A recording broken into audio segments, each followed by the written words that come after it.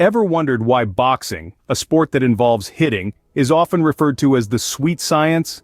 This paradox lies in the fact that boxing is not just about brute force. It's a tactical dance, a mental chess match where strategy and technique often triumph over raw strength. One must understand their opponent, exploit their weaknesses, and conserve energy to land the perfect punch. It's this blend of brutality and brains that makes boxing a sweet science. In today's tutorial, we'll explore the strategic techniques that make boxing a sweet science. The foundation of boxing is the stance. It sets the tone for every punch you throw. In the world of boxing, it's not just your fists that matter. Your stance, the way you position your body, is the bedrock upon which your boxing prowess is built.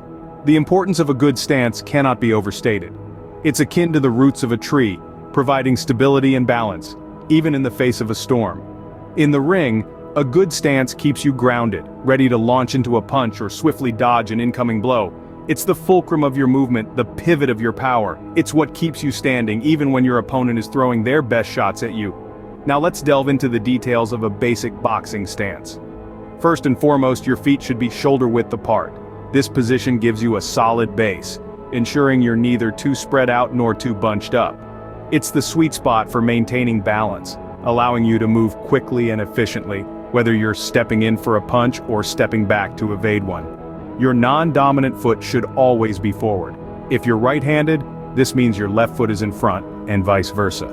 This leads to a more natural distribution of weight, giving you a powerful pivot point for your punches and adding an extra layer of stability.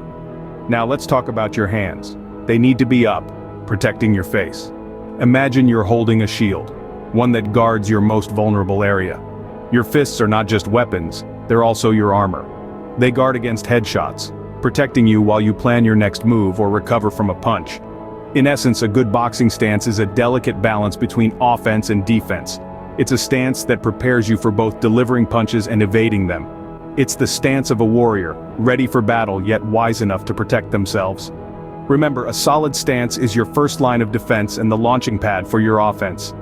It's the key to mastering the sweet science of boxing. So, lace up those gloves, step into the ring, and let your stance set the tone. Now that you've mastered the stance, let's move on to the most common punch in boxing, the jab. The jab, often underestimated, is not just a punch, it's a strategic tool. It's your boxing bread and butter, the foundation of your offensive and defensive game. It's not the most powerful punch, but it's the fastest, the most versatile, and it sets the stage for everything else. The jab is the ultimate multitasker. It can keep an opponent at bay, disrupt their rhythm, create openings, or set up more powerful punches. It's a punch that can be thrown with minimal risk, allowing you to control the fight's tempo and distance. Now let's get down to the brass tacks. How do you throw a jab? It all starts with your basic boxing stance. From this position, you're going to extend your non-dominant hand straight out. This is your jabbing hand. As you extend your arm, pay attention to your forearm and wrist. You're going to rotate your forearm so that your palm faces down and snap your wrist just as your punch reaches its target. This rotation and snap adds speed and power to your punch, while also protecting your hand and wrist from injury. Remember, a jab is not just about the arm. Your whole body should be involved. As you punch, your shoulder should move forward to add extra reach and power, while your other shoulder pulls back to guard your chin. Your feet too play a crucial role. As you throw your jab, your front foot should pivot slightly, propelling your body forward to maximize the punch's effectiveness. Keep in mind that the jab is not about brute force. It's about timing, accuracy, and technique. It's about finding the perfect moment to strike, about hitting your opponent where they least expect it, about making every punch count. The jab is the fastest punch you can throw, and it's the key to controlling distance and setting up your other punches. It's the first punch you'll learn, the last one you'll master, and the one you'll use most. That's the beauty of the jab. It's simple, but it's not easy. It's basic, but it's not basic. It's the jab. After the jab comes the cross, a powerful punch thrown with the dominant hand. Let's dive into the mechanics of this fundamental boxing punch. The cross is a straight punch, but unlike the jab, it's not just a rangefinder or a setup punch. It's your power punch, your knockout blow. It's the punch that puts your opponent on the canvas. So, why is the cross so important? Well, it's all about the power it generates. The cross is not just a punch, it's a full body movement. When thrown correctly, it engages your entire body, from your feet to your fist. Now let's break it down step by step. To throw a cross, you start from your basic boxing stance. Remember, your dominant hand is cocked, ready to fire, and your weight is evenly distributed between your front and back foot. The cross begins with a pivot on the back foot. This pivot is crucial. It's the start of the kinetic chain that powers the punch. The energy flows from the ground, up through your legs and into your hips. Next, you rotate your hips and torso. This rotation is the engine of the punch. It's where the majority of the power comes from. As your hips and torso rotate, they pull your dominant hand forward. Finally, you extend your dominant hand straight out. Your fist travels along the shortest path between 2 points, a straight line. It's like you're driving a spear straight into your target.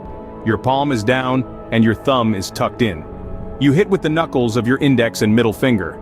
And then, you recoil. You bring your hand back to guard as quickly as possible. Because after every punch, defense is crucial. So there it is, the cross. It's simple, but it's not easy. It takes practice, precision, and timing. The cross is your knockout punch, but remember, power comes from technique, not just strength. It's not about how hard you can hit, but how hard you can get hit and keep moving forward. That's how winning is done. Boxing isn't just about throwing punches, it's also about avoiding them. Let's delve into the art of defense in boxing. The sweet science, as some call it, is not just about the power and speed of your offense, but also the precision and timing of your defense. It's about the ability to hit and not get hit, the dance of dodging and blocking, the finesse of parrying and slipping. First up, let's talk about the block. It's the simplest and perhaps the most instinctual defense technique. When a punch comes your way, you use your gloves or arms to absorb the impact, preventing it from reaching your body or face. But remember, the key to a good block isn't just about stopping the punch. It's about quick recovery to return fire or move to a safer position. Next, we have the parry. This technique requires a bit more skill and timing, but when executed correctly, it can be a game changer. Instead of absorbing the punch, you're redirecting it, using your opponent's momentum against them. You lightly tap or push their punch away, opening up a window for your counterattack. But beware, a poorly timed parry can leave you exposed. Last but certainly not least, we have the slip. This is the embodiment of the hit and not get hit philosophy. Slipping involves moving your body or head just enough to let the punch whiz past you, often leaving your opponent off balance and you in a prime position to counter. But slipping is a high-risk, high-reward technique. It requires excellent reflexes and anticipation. So there you have it, 3 basic yet powerful defense techniques in boxing. The block, the parry, and the slip. All different yet all essential. Each one a tool in your defensive arsenal, ready to be deployed at the right moment. Remember, boxing is as much a mental game as it is a physical one. It's a chess match where every move has a counter move. And sometimes the best defense is a good defense. So train hard, stay sharp, and always be ready to dodge, block, and counter. Defense is just as important as offense in boxing. Remember, you can't win if you can't avoid getting hit. Boxing is a sweet science, and now you know why. Today, we've unlocked the door to this fascinating world, and you've taken your first steps into the ring. We've journeyed together through the fundamentals of boxing, and you've gained insights into the intricate techniques that make this sport so captivating. First, we delved into the boxing stance, the foundation of every good boxer's arsenal. We learned that a good stance is more than just standing with your guard up. It's about balance, mobility, and being ready to launch an attack or defend against one. Next, we ventured into the world of the jab. This swift, straight punch is the most common in boxing, and for a good reason. It's versatile, it's quick, and it keeps your opponent on their toes. Then, we explored the cross. That powerful, straight punch thrown with the rear hand. It's all about timing and accuracy. Land a solid cross, and you can change the course of a match.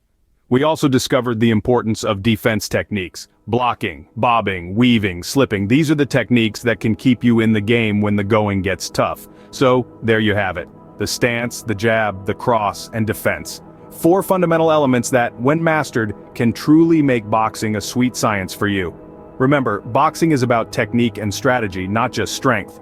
Keep practicing, and maybe one day you'll also call boxing a sweet science.